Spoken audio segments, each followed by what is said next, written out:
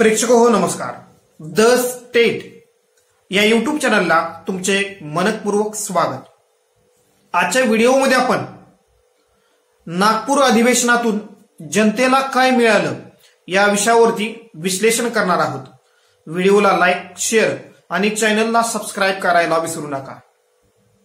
विधिमंडळाचं हिवाळी अधिवेशन नागपूरमध्ये नुकतंच पार पडलं. अर्थातच नागपूर करारानुसार विधिमंडळाचं एक अधिवेशन नागपूरमध्ये घ्यावंच लागतं. नागपूरच्या अधिवेशनात विदर्भाच्या अनुशेषावरती, विदर्भाच्या विकासावरती म्हणजेच विदर्भाच्या प्रश्नावरती सविस्तर अशी चर्चा होत असते. आणि ही चर्चा व्हावी यासाठी सत्ताधारी पक्षातील विदर्भातील आमदार आणि विरोधी पक्षातील आमदार हे प्रयत्नशील असतात. परंतु या अधिवेशनामध्ये अशी कोणतीही गोष्ट दिसून आली नाही किंवा असे प्रयत्न ना विदर्भातील सत्ताधारी आमदारांनी केले ना विरोधी पक्षातील आमदारांनी केले. म्हणजेच सत्ताधारी पक्षाला घेरण्याची एक नामी संधी विरोधकांनी गमावल्याचं दिसत आहे. या नागपूर अधिवेशनाचं महत्वपूर्ण वैशिष्ट्य म्हणजे या अधिवेशनामध्ये जवळजवळ सत्ताधाऱ्यांकडून 55,000 कोटीच्या पुरवणी मागण्या मांडण्यात आल्या आणि त्या मंजूर करून घेण्यात आल्या. अर्थातच इतक्या मोठ्या प्रमाणामध्ये पुरवणी मागण्या मंजूर करून घेणं हाही एक विक्रमच आहे. अर्थातच ज्या पद्धतीची आक्रमकता, ज्या पद्धतीचा अभ्यासूपणा आणि एकंदरीत विरोधी पक्षामध्ये जो एकजिन्सीपणा किंवा एक वाक्यता पाहिजे होती, जनतेच्या वेगवेगळ्या प्रश्नांवरती सरकारला घेरण्याची एक नामी संधी विधिमंडळाचं अधिवेशन असतं. परंतु या अधिवेशनात विरोधी पक्ष या सर्व बाबींमध्ये खरं तर फोल ठरल्याचं दिसत आहे. त्यामुळं एकंदरीत विधिमंडळामध्ये सत्ताधारी पक्षांनी विरोधकांवरती मात केल्याचं दिसत आहे. विधिमंडळामध्ये प्रामुख्याने विधानसभेमध्ये एकदाही सभागृह या अधिवेशनात तहकूब करावं लागलं नाही. म्हणजेच सभागृहाचं काम म्हणजेच विधानसभेचं काम 100% झाल्याचं दिसत आहे. अर्थातच जनतेच्या वेगवेगळ्या प्रश्नावरून यामध्ये प्रामुख्याने शेतकऱ्यांसंदर्भामध्ये जे प्रश्न असतील यामध्ये प्रामुख्याने दुष्काळ, अवकाळी पाऊस, शेतीचं होणारं नुकसान, मराठा आरक्षणाचा प्रश्न असो, अशा वेगवेगळ्या मुद्द्यावरून सरकारला धारेवर धरण्याची संधी ही विरोधी पक्षांना होती. परंतु विरोधी पक्षांमध्ये समन्वय नसल्यामुळं ही संधी विरोधकांनी गमावल्याचं दिसत आहे. या अधिवेशनामध्ये काही प्रमाणामध्ये सत्ताधारी पक्षामध्ये सुद्धा विस्कळीतपणा जाणवला. पहिल्याच दिवशी नवाब मलिक यांच्यावरून देवेंद्र फडणवीस यांनी अजित पवार यांना लिहिलेलं पत्र असो, यामुळं कुठंतरी महायुतीमध्ये सुद्धा काही प्रमाणामध्ये मतभेद असल्याचं दिसत आहे. या अधिवेशनात दुष्काळ, अवकाळी पाऊस, शेतकऱ्यांच्या समस्या यावरती चर्चा झाली. परंतु या चर्चेमधून काही ठोस निघू शकलं नाही. म्हणजेच शेतकऱ्यांसाठी या अधिवेशनामध्ये जी घोषणा होणं गरजेचं होतं तशी घोषणा या अधिवेशनामध्ये झाली नाही. म्हणजेच शेतकऱ्यांना मदतीची घोषणा होणं गरजेचं होतं. ही मदतीची घोषणा व्हावी यासाठी सरकारवरती एक दबाव टाकण्याची विरोधकांना चांगली संधी चालून आली होती. परंतु ती संधी साधण्यात विरोधी पक्ष अपयशी ठरला. या अधिवेशनामध्ये विधानसभेचे विरोधी पक्षनेते म्हणून विजय वडेवट्टीवार यांना आपली प्रभाव किंवा क्षमता दाखवण्याची एक चांगली संधी चालून आलेली होती. परंतु त्यांच्या तुलनेत विधान परिषदेचे विरोधी पक्षनेते अंबादास दानवे यांनी आपल्या आक्रमकपणामुळे किंवा एकंदरीत अभ्यासू शैलीमुळे या अधिवेशनामध्ये विरोधी पक्षनेता म्हणून आपलं किंवा जनतेचं लक्ष वेधलं. ज्या पद्धतीचा आक्रमक बाणा विधान परिषदेमध्ये अंबादास दानवे यांच्याकडून पाहायला मिळाला, तशा पद्धतीची अपेक्षा खरं तर विधानसभेच्या विरोधी पक्षनेत्यांकडून असते.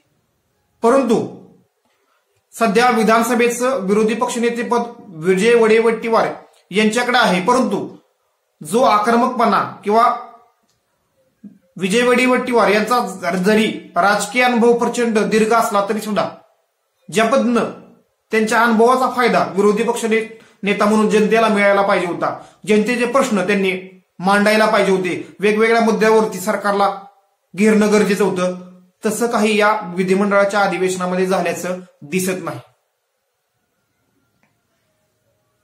या विधिमंडळाच्या अधिवेशनामध्ये प्रामुख्याने विधानसभेमध्ये काँग्रेसचे वेगवेगळे वरिष्ठ नेते, यामध्ये प्रामुख्याने प्रदेशाध्यक्ष नाना पटोले असतील, माजी मुख्यमंत्री अशोक चव्हाण, माजी मुख्यमंत्री पृथ्वीराज चव्हाण यांनी सरकारला घेरण्याचा प्रयत्न केला. परंतु जी आक्रमक शैली या नेत्यांकडून अपेक्षित होती किंवा जनतेचे जे असे प्रश्न किंवा सरकारच्या ज्या योजना असतील त्या योजनामध्ये ज्या त्रुटी असतील किंवा दोष असतील ते दाखवण्याची किंवा सरकारच्या योजनामधील वेगवेगळे भ्रष्टाचार दाखवण्याची एक नामी संधी या अधिवेशनाच्या निमित्तानं विरोधी पक्षांना चालून आलेली होती. त्या त्रुटी किंवा त्या उणिवा दाखवण्यात विरोधी पक्ष कमी पडला. या अधिवेशनामध्ये उद्धव ठाकरे केवळ 2 ते 3 दिवस उपस्थित राहिले. आदित्य ठाकरे यांची उपस्थिती सुद्धा या अधिवेशनामध्ये कमीच होती. या अधिवेशनामध्ये प्रामुख्याने पहिल्या आठवड्यामध्ये रोहित पवार हे युवा संघर्ष यात्रेमुळे अनुपस्थित होते. परंतु युवा संघर्ष यात्रेमध्ये आलेले अनुभव आणि युवकांचे प्रश्न या अधिवेशनात मांडण्याचा प्रयत्न रोहित पवार यांनी केला. परंतु विदर्भाच्या प्रश्नावरती ज्या पद्धतीनं सरकारला घेरण्याची एक नामी संधी ही नागपूर अधिवेशनामध्ये विरोधकांकडे असते. म्हणजेच यामध्ये प्रामुख्याने विदर्भाच्या प्रश्नावरती चर्चा व्हावी, विदर्भाच्या अनुशेषावरती चर्चा व्हावी, यासाठी सत्ताधारी विदर्भातील आमदार असोत अथवा विदर्भातील विरोधी पक्षांचे आमदार असोत यांच्यामध्ये प्रत्यक्ष आणि अप्रत्यक्षरित्या एक मत असतं आणि त्यांचा एक दबाव गट हा नागपूर अधिवेशनामध्ये काम करत असतो. परंतु यावेळी ती कमतरता जाणवली. म्हणजे एक प्रकारे या नागपूर अधिवेशनामध्ये जी राजकीय लढाई लढून सरकारचं वस्त्रहरण करण्याची एक नामी संधी विरोधकांना होती, सरकारला बॅकफूटवरती टाकण्याची एक नामी संधी विरोधकांना होती, ती साधण्यात विरोधी पक्ष अपयशी ठरला. विकास निधीच्या मुद्द्यावरून महाविकास आघाडीमध्ये मतभेद पाहायला मिळाले. या अधिवेशनात 55,000 कोटीच्या पुरवणी मागण्या मंजूर करून सरासरी सत्ताधारी पक्षातील 200 पेक्षा अधिक जे आमदार आहेत त्यांना सरासरी 40 कोटीपेक्षा अधिक निधी त्यांच्या मतदारसंघामध्ये मिळाला दिसत आहे. त्याचबरोबर विरोधी पक्षातील म्हणजेच महाविकास आघाडीतील काही आमदारांना सुद्धा विकास निधी मोठ्या प्रमाणामध्ये मिळाला, काही आमदारांना विकास निधी कमी प्रमाणामध्ये मिळाला. या विकास निधीच्या मुद्द्यावरून सुद्धा महाविकास आघाडीमध्ये अंतर्गत नाराजगी पाहायला मिळाली, म्हणजेच मतभेद पाहायला मिळाली. विरोधी पक्षनेते विजय वडेवट्टीवार यांनी या विकास निधीच्या मुद्द्यावरून शरद पवार गटाचे आमदार जितेंद्र आव्हाड यांच्यावरती टीका केली.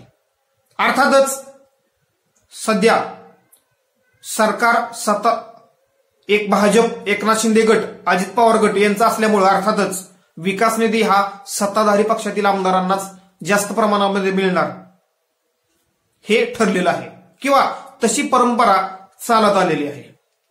परंतु एकंदरीत या अधिवेशनामध्ये जी सखोल चर्चा वेगवेगळ्या सामाजिक राजकीय प्रश्नांवरती, शेतकऱ्यांच्या मुद्द्यावरती, शैक्षणिक, आर्थिक वेगवेगळ्या घटना घडामोडींवरती होणं गरजेचं होतं. सामाजिक सौहार्द आरक्षणाच्या मुद्द्यामुळे सध्या समाजामध्ये जो एक मनभेद निर्माण झालेला आहे तो कुठेतरी दूर करणं या अधिवेशनातून गरजेचं होतं. तसा एक चांगला मेसेज देण्यामध्ये सत्ताधारी आणि विरोधक काही प्रमाणामध्ये अपयशी ठरल्याचं दिसत आहे. मराठा आरक्षणावरती या अधिवेशनामध्ये विस्तृत अशी चर्चा जरूर झाली, परंतु मराठा आरक्षणावरती ठोस अशी उपाययोजना करण्यात किंवा ठोस असं आश्वासन देण्यात सरकार अपयशी ठरलं. म्हणजे एकंदरीत अधिवेशनामध्ये वेगवेगळे कायदे मंजूर होत असतात. अधिवेशनामध्ये वेगवेगळ्या प्रश्नांवरती सकारात्मक अशी चर्चा होत असते आणि अधिवेशनामधून काहीतरी चांगलं जनतेला मिळू शकतं अशी अपेक्षा ही जनतेची असते. परंतु एकंदरीत अधिवेशनामध्ये कामकाज जरी चांगल्या प्रमाणामध्ये झालं असलं तरी सुद्धा या अधिवेशनामधून जनतेला असं काही ठोस मिळाल्याचं दिसत नाही. ज्या घोषणा म्हणजे शेतकऱ्यांसाठी असो अथवा वेगवेगळ्या सामाजिक घटकांसाठी या विधिमंडळाच्या अधिवेशनातून होणं गरजेचं होतं, तशा पद्धतीच्या पॅकेजेस म्हणजेच शेतकऱ्यांच्या मदतीची पॅकेजेस असतील किंवा वेगळ्या घटकांच्या मदतीची पॅकेज असतील तशी घोषणा या अधिवेशनात झाल्याचं दिसत नाही. त्यामुळे कुठेतरी या अधिवेशनात लोकहित कमी साधलं गेलं, लोकांच्या प्रश्नावरती कमी चर्चा झाल्याचं दिसत आहे. अर्थातच या अधिवेशनामध्ये अभ्यासू भाषणांची कमतरता ही जाणवली. महाराष्ट्राच्या विधिमंडळाला एक ऐतिहासिक अशी परंपरा आहे. 1960 पासून मातब्बर असे आमदार किंवा नेते या विधिमंडळामध्ये होऊन गेलेले आहेत, जे जनतेच्या प्रश्नांवरती आपण कोणत्या पक्षाचा आहोत किंवा आपल्या मतदारसंघाचा विचार न करता राज्यहिताचा विचार करून प्रश्न मांडत होते. परंतु या अधिवेशनामध्ये वेगवेगळ्या आमदारांनी जे प्रश्न मांडले, जे जनतेचे मुद्दे मांडले, ते केवळ आपल्या जिल्ह्यापुरते किंवा आपल्या मतदारसंघापुरतेच मांडल्याचं दिसत नाही. राज्यव्यापी विचार करणारा आमदार किंवा नेता या अधिवेशनामध्ये कमी प्रमाणामध्ये दिसला आणि हेच महाराष्ट्राचं दुर्दैव आहे. म्हणजेच सध्याच्या राजकीय घडीमध्ये महाराष्ट्राची जाण असणारे नेते वेगवेगळ्या राजकीय पक्षात जरी असले तरी सुद्धा सध्या ज्या राजकीय घटना घडामोडी घडत आहेत आणि एकंदरीत निवडून येणं आणि वेगवेगळ्या मतदारसंघामध्ये विकास निधी खर्च करणं एवढ्यापुरतंच राजकारणाकडे पाहिलं जात असल्याचं दिसत आहे. ज्या पद्धतीनं पूर्वी वेगवेगळे आमदार वेगवेगळ्या पक्षाचे आमदार असतील, मग ते सत्ताधारी असोत अथवा विरोधी पक्षातील असो, ते आपल्या पक्षाचा विचार न करता आपल्या मतदारसंघाचा विचार न करता राज्याच्या दीर्घकालीन हिताचा प्रश्न विधिमंडळामध्ये मांडत होते किंवा राज्याच्या हिताचे जे काही मुद्दे असतील किंवा राज्याचे जे काही मुद्दे असतील ते विधिमंडळामध्ये मांडण्याचा प्रयत्न करत होते. ते मुद्दे कमी प्रमाणामध्ये दिसत आहेत. आजकाल आमदार हे फक्त आपल्या मतदारसंघातील प्रश्न किंवा जिल्ह्यातील जे प्रश्न असतील तेच विधिमंडळामध्ये मांडताना दिसत आहेत. त्यामुळं एकंदरीत विधिमंडळामध्ये आमदारांचा दृष्टिकोन हा व्यापक होण्यापेक्षा तो कमी होताना दिसत आहे आणि त्यामुळे कुठेतरी निवडून येणं आणि विकास निधी खर्च करणं या पलीकडं म्हणजेच सत्तेच्या पलीकडं जो विचार सत्ताधारी आणि विरोधी पक्षातील आमदार करत होते तो विचार या अधिवेशनातून गायब झाल्याचं दिसत आहे आणि हीच या अधिवेशनाची खरी शोकांतिका आहे. त्यामुळं येणाऱ्या अधिवेशनात म्हणजेच येणाऱ्या अर्थसंकल्पीय अधिवेशनामध्ये महाराष्ट्राच्या प्रश्नांवरती आणि प्रामुख्याने जो महाराष्ट्रातील भाग हा विकासाच्या दृष्टीनं मागास राहिलेला आहे असा मराठवाडा असो अथवा विदर्भ असो अथवा महाराष्ट्रातील जो मराठा आरक्षणाचा प्रश्न असो, धनगर आरक्षणाचा प्रश्न असो, अशा मुद्द्यांवरती सविस्तर चर्चा होऊन या प्रश्नांवरती मार्ग काढले जातील अशी अपेक्षा आपण करू शकतो. धन्यवाद. व्हिडिओला लाईक, शेअर आणि चॅनलला सबस्क्राईब करायला विसरू नका.